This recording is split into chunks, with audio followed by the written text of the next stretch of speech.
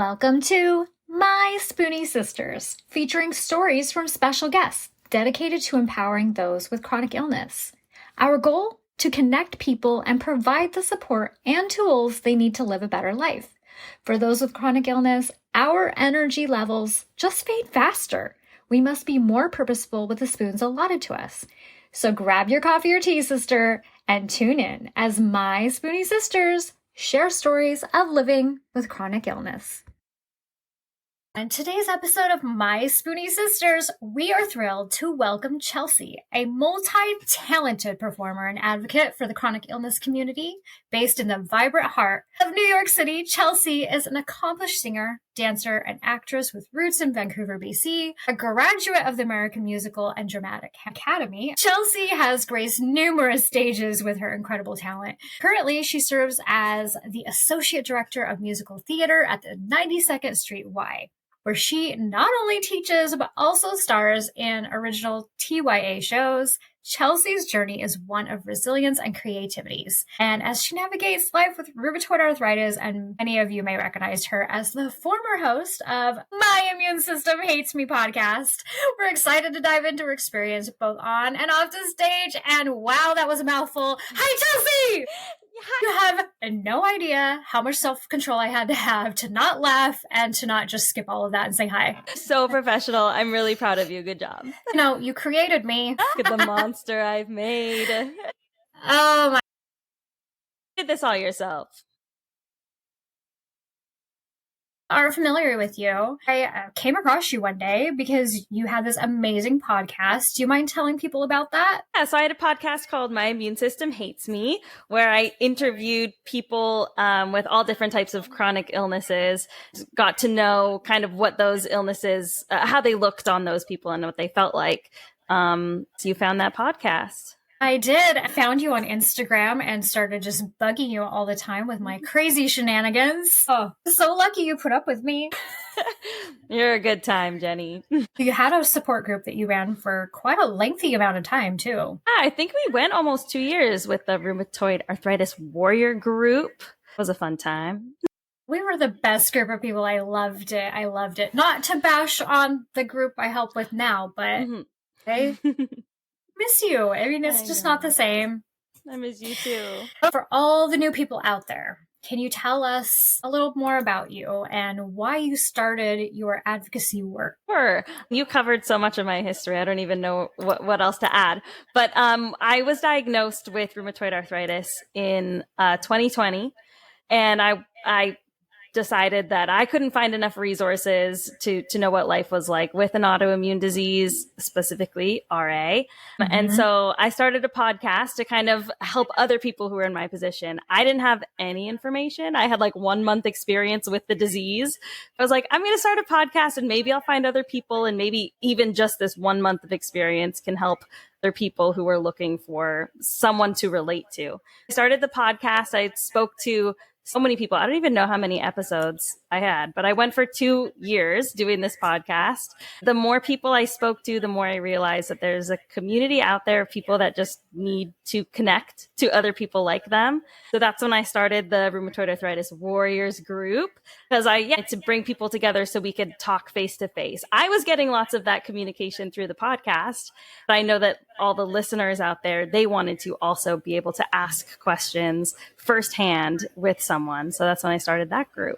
And yeah, it's my history. Yes. And when you decided to move on to other things in life, I could not let that go. And so I've kept up in your honor, but in a different way. And I was just so excited that you would come back and chat with us. Of course. No, I'm so excited that you were able to keep the community building, and you've grown it so much bigger than I could have ever done. I love that you've been able to take that and really run with it.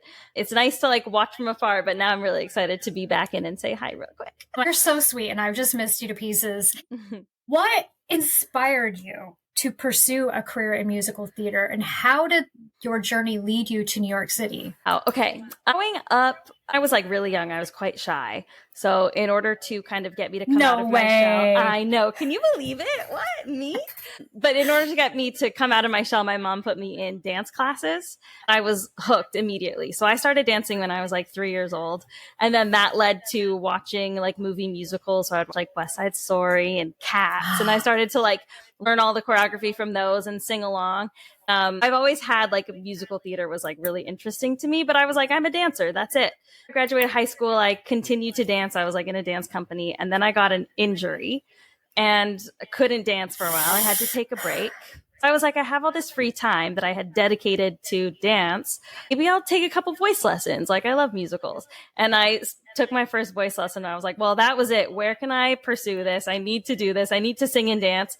So looked at different programs. I auditioned for a couple in the British Columbia area, but ultimately I was like, New York City is the hub of musical theater. So I had to get myself there. I'm out here to go to the American Musical and Dramatic Academy. And I've been home back in spurts living in Canada, but mostly I've lived around here since then. And what year did you move? Moved in 2010. Oh, wow. It's almost been 15 years since I moved here. Yeah.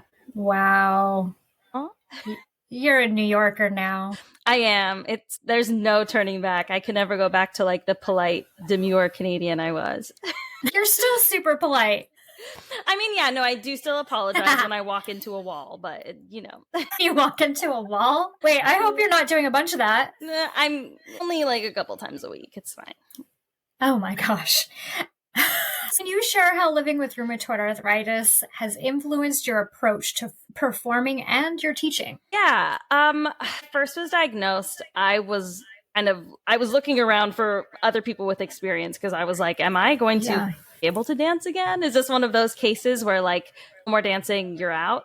Really, that wasn't the case. I do find that I get quite sore if I'm too active one day or something like that. So my approach nowadays is just prevention all the time. So I even feel like little bit of pain coming in, I like get out the knee braces, the ankle braces, whatever I can to stabilize my joints so that I'm not feeling too much pain the next day. And then if I am in a little bit of pain, packs, heat pads, Tiger Balm, all that kind of stuff. Really, my approach is just, prevention, keep everything like stable. Yeah. What is your favorite pair of tennis shoes? Love a Hoka. I have to get fresh ones every year because I wear them every single day. Yeah, I love my Hokas. Usually I go for the Arahi brand or I don't know what's it called, that style. Yeah, that's one I've go to. I've worn them for like 3 years now and I love them so much. Now, do you get insoles put in yours? I don't. No, they're fine on their own. Do you need insoles? My husband has Hokas and he swears by them also, but he has to have the soles. He's got like the plantar fasciitis and all that kind of fun stuff. And he swears by them. Every time they get worn out, he orders another pair from Amazon. But I can't get used to it. I cannot decide if it's the shoe I have or it's the insoles that I have, but something, and mine aren't Hokas. They're, I think they're called Ultras because they have a nice wide open box because I have all the fun things going on my toes. I can't decide if it's the shoe or the insole. And so every time I try to wear them, they just don't quite feel right. But I don't know what I did with the old insole. I tend to go back to the Asics again. Which I think you have the same pair of Asics as I do, just a different color. Yeah, I do love them. I was actually wearing them today. I went out for a walk. They're my favorite Central Park walking shoes. I call them my special shoes because they came from Danny, and so I don't want to wear them all out. They are my special shoes. They come out for my special occasions. It's like my dress up tennis shoe. Yeah, that's good. See, my Hokas are kind of like my everyday shoe, but my Asics are like I'm going to go for a walk or I'm going to go get some exercise shoe. They're my workout shoe. And remind me, which color did you get? And they're like a hot pink with some blue mixed in. They're beautiful. Now, did you see the design change this year? It's not like too bad, but they don't have the same ones that you and I have. Oh, we got like limited edition. Okay. We deserve it, right? What would you say would be your favorite gadgets or things in your toolkit? Ooh, definitely any type of like brace. I love the compression. So I have like ankle braces, knee braces. I also love KT tape for my wrists and sometimes my fingers. I love to tape those up. I feel so much better as soon as the tape is on. Also, I have this like finger roller. It's a strange device that like I can roll and massage my hands. They help with the like finger pain. I'm trying to think what else. Oh, and like I have a massage gun of that thing. And you have a kitchen mama, don't you? No. You don't have the kitchen mama? It depends. My gosh. I probably have a knockoff version. It is the most amazing can opener I have ever owned in my entire life. And no, I sound crazy happy about a kitchen gadget, but you set it on top of your can and push the button and you watch it do its thing. It's incredible. I love it so, so much. I have one of those. Even my family members that have came to my house that don't have arthritis problems, they love it. It's really that easy. You set it on the can, you push the button and you go, oh. Wow. I've got like a little electric one that I have to like plug into the wall, and then I put the can into it and it like holds it secure and it unlocks it or opens it for me. But it's it's like big. It takes a lot of space.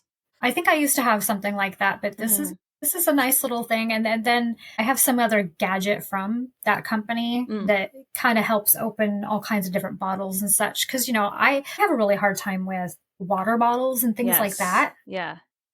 So what do you do for that?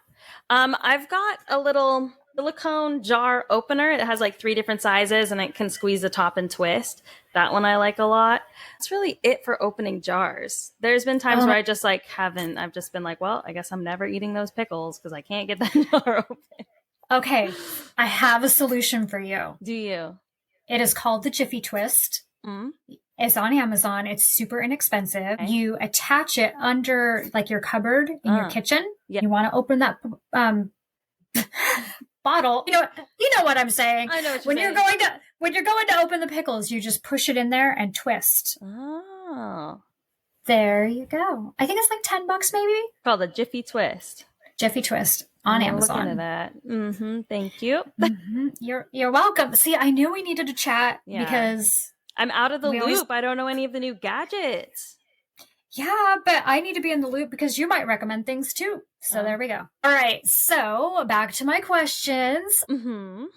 What are some challenges that you've faced in the entertainment industry as someone with a chronic illness? I think most of the obstacles I've had are my own that I'm putting in front of myself. Like I had a conversation with my boss a couple months ago where I was like going through a spurt of really like I was just in so much pain all the time. And I was saying to her like, look, I might have to retire. Like at what point do I retire? Since I've been diagnosed, I've been like, this disease isn't going to control me. But like, there's a certain point where like, it's not fun anymore because I'm in so much pain. You know what I mean? So I was like, I don't know, I might need to retire soon. And she was like, shut up. This is not an issue. You're not at that point yet. Like you can keep going. Like there are things I think sometimes I stop myself a lot, or I like catastrophize a lot, or I'm like, this is it. That's the end. I'm gonna, everything's over now. I think that's really the biggest issue. I've never had any pushback, like even my boss. And we are doing a show. If I am in a lot of pain, she's like, all right, we'll just like do this. We'll do that. We'll change this. We'll fix that. Everyone is very like accommodating of me. It's myself. I'm the one that like is like, oh, I'm never going to make it in this industry. I have those barriers on myself. Yeah. And I think that's true for even the normal everyday person. We are always so much harder on ourselves than anyone else is. Our expectations are crazy compared to what anybody else would think of us. Sure. And you have the best boss. You really do. It's nice when your boss is also like your good friend. Absolutely. Yeah. No, it's very good. How has your role at the 92nd Street Y allowed you to merge your passions for teaching and performing? I mean, I'm just so lucky in the job that I have. Role is like, bosses was able to kind of make my job fit my interests and my abilities. Love to teach. So there's teaching is an aspect of my job. I obviously love to perform, so that's a part of my job. I also get to be kind of on the creative side sometimes, so that's been worked in. The things I don't like administrative stuff, I'm like, well, but I have to do it, so I understand. It is like I'm able to get so many of my favorite things all in one that I don't know that I'll ever find another job that ticks all these boxes for me. You know what I mean? Just kind of is the dream job. I get it all. I love it. Well, and that's how jobs should be, right? Mm. When it doesn't feel like a job and you get to go and do things that you enjoy and have fun, that is so much more. It's just part of your life. Yeah. No, it's great. I love it for you. Okay, what do you love most about working with young performers in the musical theater? I mean, what's not to love? Like a little cheesy, but it is like you get to kind of like grow this love of musical theater in kids at a young age. Like lots of kids come into our program and they're similar to how I was when I was a kid, where it's like their parents think they're shy and they know musical theater is like a loud and out there genre. So they want to get their kids more confident and more outgoing. So there's kids like that are like a little shy when they first enter. And then there's other kids where maybe they don't fit in the robot club. They're not so good at painting or maybe music isn't their strong, or maybe they're not very good at sports. So they come to us as kind of like, I don't know, maybe they'll be good at this. There's always like a good community that's built in musical theater, that the different types of kids, either the really shy ones or the really outgoing ones or the ones that don't find they fit in anywhere else, somehow all come together and get along and become friends. Just like it's such a team building type of activity that like you to see the community that forms around the theater. And then kids, obviously they want to like keep coming and doing more shows because now their confidence is growing and they're here now, they're making friends. And like really it's just like such an eclectic group of people that do musical theater, but it's always like fun to watch people grow at different paces and stuff. And always, I love it. It's really cool to see. I can tell you love it because you're lighting up as you talk about it. I love it. Yeah. All right. So what age group is this that you're working with? We work with kids ages 2.5 to 18. Yeah. So we'll have a couple classes. Obviously, they're not always all together at the same time. So we'll have a class that's like 2.5 to 4, a class that's 4 to 6. But then we do have a class that's like 5 to 15. Lots of people, like a 14-year-old will want to take the class. And sometimes they're like, oh, baby's in my class. But one of the reasons we do that is because we want to give kids a full spectrum. We want them to come into the program new and looking up to other kids as role models and wanting to be like them. We want them to eventually get to the point where they are the role models and they get to teach the younger kids how to do it. Like when it's all part of like the team building thing, we want to teach kids how to work together with kids of all ages and all ranges. And then of course, if we're making a musical, if we're doing like Annie, there's children in the show and then there's adults. So you need a range. You're going to need the 5-year-olds and the 15-year-olds to work together. But it's quite a range that we work with, but everyone's working on different things at the same time. So it works.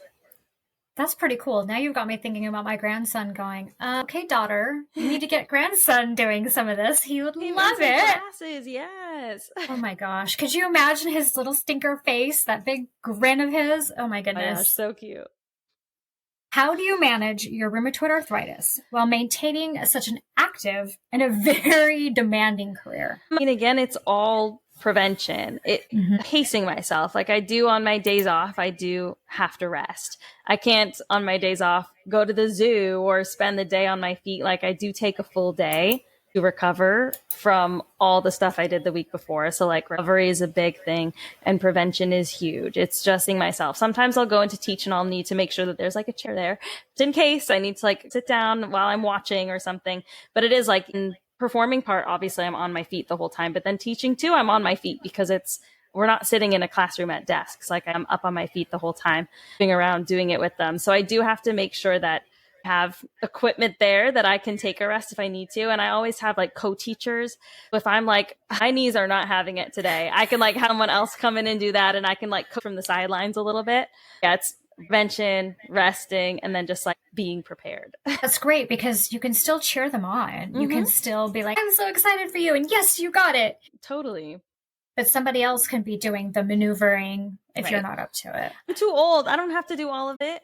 My gosh, you are not old. Don't even start with me. No, but my body thinks I am. Trust me.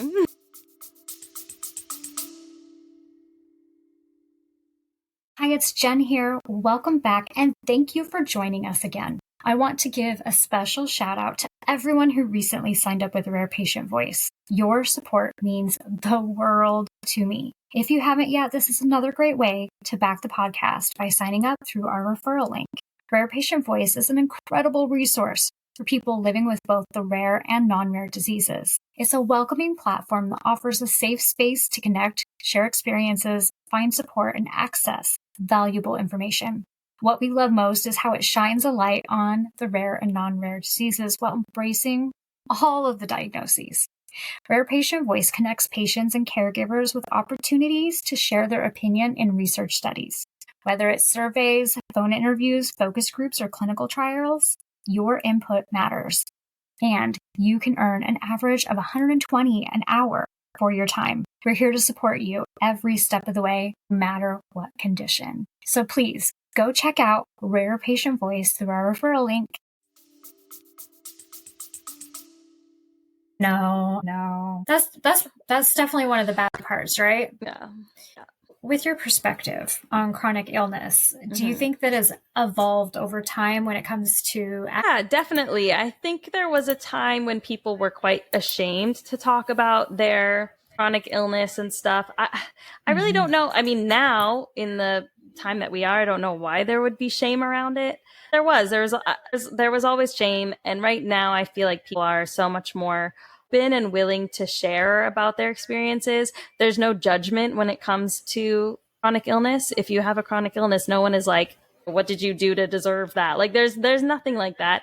It's all, people are just more open, I think, to listening to other people's experiences, which makes advocacy a little bit more easy. You're not fighting so many uphill battles. You're just out there saying it and you're offering advice to other people and offering suggestions and showing people your way of life. And people are so much more understanding. And there's a lot more like cheerleaders out there too that are like, you're doing the thing. Good job for speaking out and, helping others. I think it's so much different now than it used to be. And doesn't it seem like with social media that it's just made it that much easier for us to feel comfortable with that as well? Absolutely. I think without social media, lots of people are probably like, I've never heard of rheumatoid arthritis and don't know anyone with rheumatoid arthritis, so I'll just keep it to myself.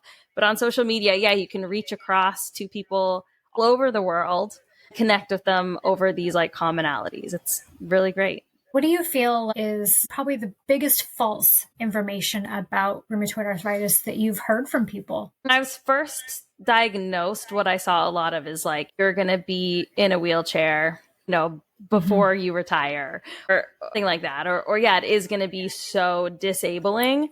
But I think since rheumatoid arthritis has been around for a long time, obviously, but in the last looks like decade or so, there's been so many new treatments and medications out there that's not necessarily the prognosis anymore.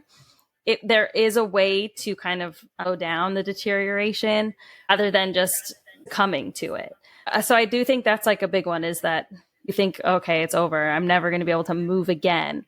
But that's not true. And there's new ways to move. It's never just like you're completely immobile. There's always going to be some way that you can move around. Absolutely. I agree with you. And I feel like when I was first diagnosed, I was convinced I was going to end up in a wheelchair.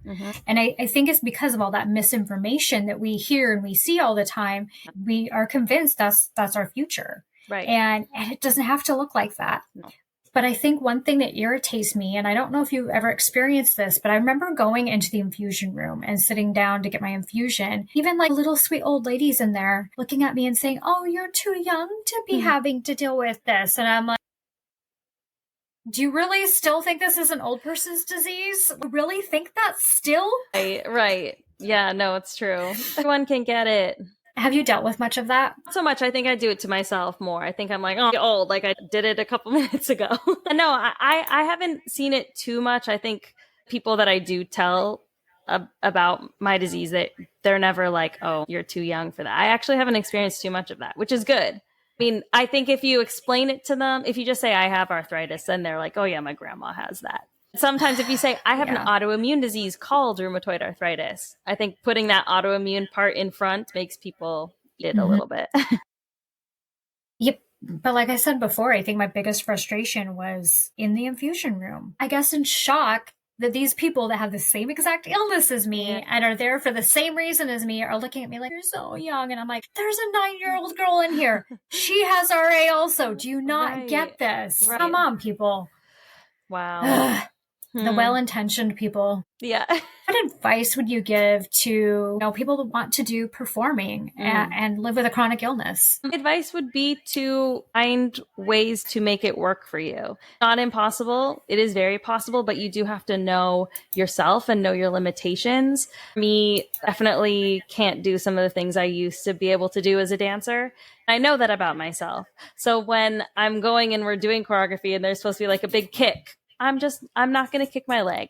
And if I'm not being put on stage to dance that section because I can't kick my leg, then like do accept that. I can't be upset because I can't do it anymore.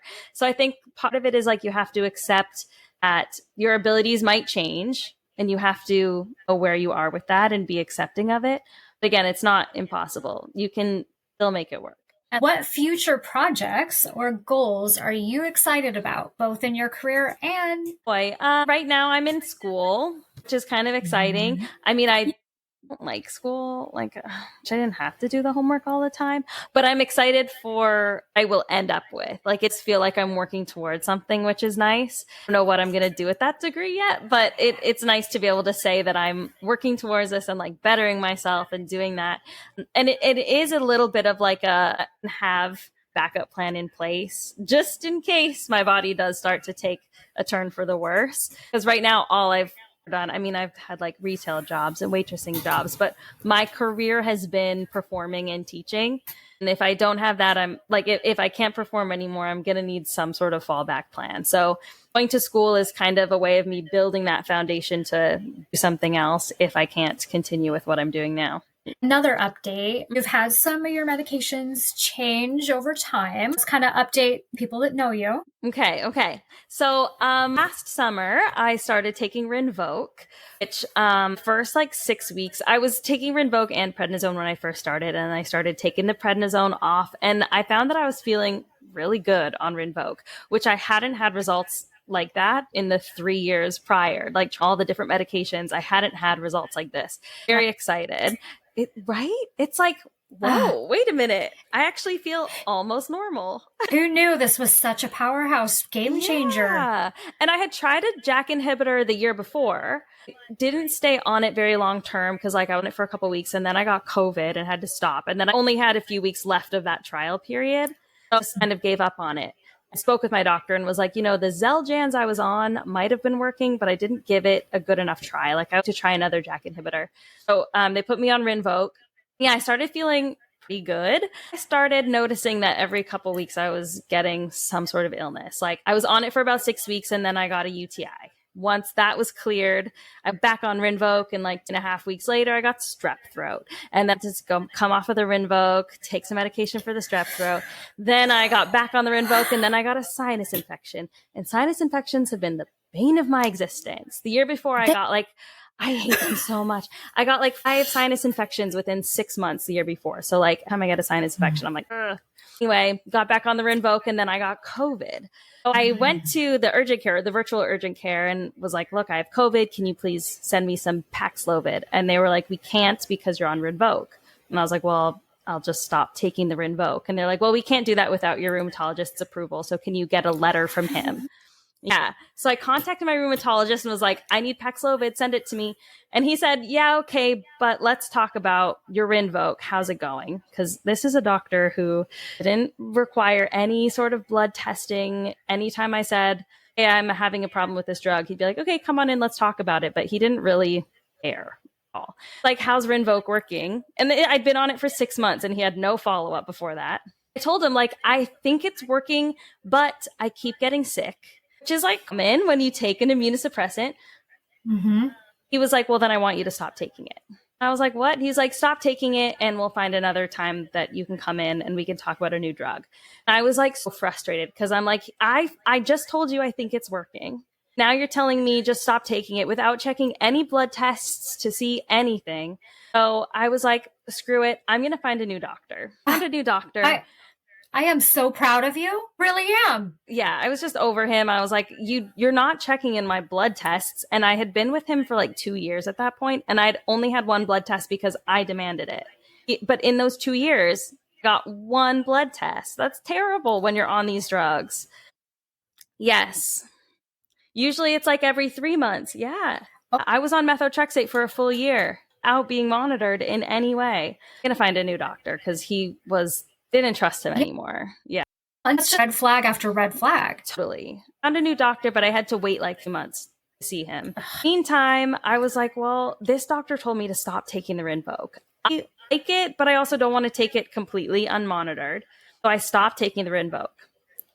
I eventually did see the new doctor, and he was like, no, get back on the Rinvoq. If you think it's helping, take it. It's like every drug. In every drug, you're going to get sick more than a normal person. That's normal. But if you feel better, that's what counts. So get back on the Rinvoq. Yeah. What are you doing? So I got back on the Rinvoq, and then right away got another sinus infection. With my ENT, I know. I was like with my ENT, and I was like, look, I need to stop having these sinus infections because it's deterring my path to recovery on RA. So can you fix me already? Had a sinus procedure at a balloonoplasty where they like opened my sinuses so it could drain better. Then they I don't know, I can't remember what these things are, turbinates. You have turbinates in your nose, and he shut them down a bit so that it's just more open. In order to prepare for that procedure, I'd be on Rinvoq. Ended up being off of medications for 4 months. I have never been in so much pain in my life. 4 months were excruciating. Went back to when I was first diagnosed, I thought help because I couldn't move my shoulder all. And I've never had that kind of immobility since being first diagnosed. Till that point when I was off medication, I couldn't move my arm. And doing these shows, I'm supposed to be dancing and my whole arm is just bum. It's just swinging by my side. It was horrible. I was in so much pain for that procedure. I was like, please let me go back on. I had to wait a month for all the swelling to go down. Finally got back on it and was like, okay, here we go. Got another sinus infection. What? No, it was because it was still swollen in there. It wasn't fully recovered. So the airways that he had up weren't fully open yet because I was swollen. Whatever. Anyway, now I'm back on it. It's been 3 weeks with no illness yet. Yes! I got sick last month and it did not turn into a sinus infection. So I'm thinking that maybe that worked too. I'm on the mend. I'm feeling very optimistic that the sinus thing is out of the way. I'm okay, now hopefully all paths are clear for me to stay on this medication and feel better because I do think it helps. Every time I got back on it, started to feel good again. And then I'd come off of it and be like, ow, ow, ow, ow. So I think I'm good now. I think it's going to be good. I'm sitting here thinking, why did we not talk about this a long time ago? Because I have a million questions for you about this procedure you had done. We're going to talk soon because I have so many sinus infection issues, and I'm also on Rinvoq, as you know. I have, but I have tonsil problems too, and I need my tonsils out, and I've been avoiding it. So oh gosh, it really does. But you know what? I love when we're in good company and we can chat about it and we can vent about it. And yes, absolutely. That's one thing I've always enjoyed about you. You're a wonderful person to vent to and vent with. I can't think of anything else to ask you. Is there anything we haven't covered? I don't know. I mean, probably, but nothing I can think of off the top of my head. I mean, I don't want to sit here and just keep rehashing the same stuff over and over, but I've missed you. It's so good to chat with you. And to all of our listeners out there, if you have not heard Chelsey, you need to first of all follow. She still has the podcast account open on Instagram. You can still go follow and catch up on My Immune System Hates Me. I'm sure they can still listen to all the episodes. Yeah, they're all still available. She's just amazing. So you need to check her out.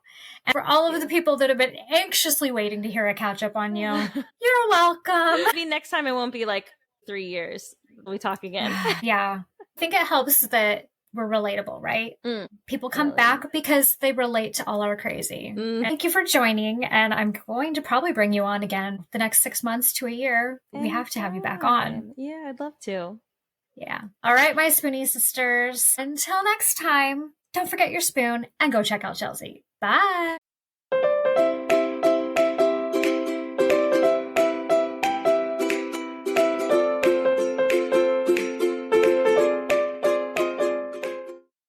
The information, opinions, and recommendations presented in this podcast are for general information only. Consult your own physician for any medical issues that you may be having. The information should not be taken as a replacement for medical, clinical, professional advice, diagnoses, or medical intervention. My Spoonie sisters and guests will not be held liable for any of the consequences of such action or inaction. Trigger warning. Some episodes may cover sensitive topics including, but not limited to, suicide, abuse, mental illness, and chronic disease. You are advised to refrain from listening if you are likely to be offended or adversely impacted by any of these topics. None of the guests or hosts will be responsible for your use of the information contained therein. Life is not merely to be alive, but to be well. Living a life with a chronic illness is best described with one word: unpredictable. Be Well's products are designed to make the unpredictable easier to deal with. Back when I was getting my infusions, I would have loved to have their adult zip hoodie. They even have one in pink. They also have everything from one-day pill holders to urgency buckets. So remember, they want to make your life a little easier. So be sure to check out Be Well.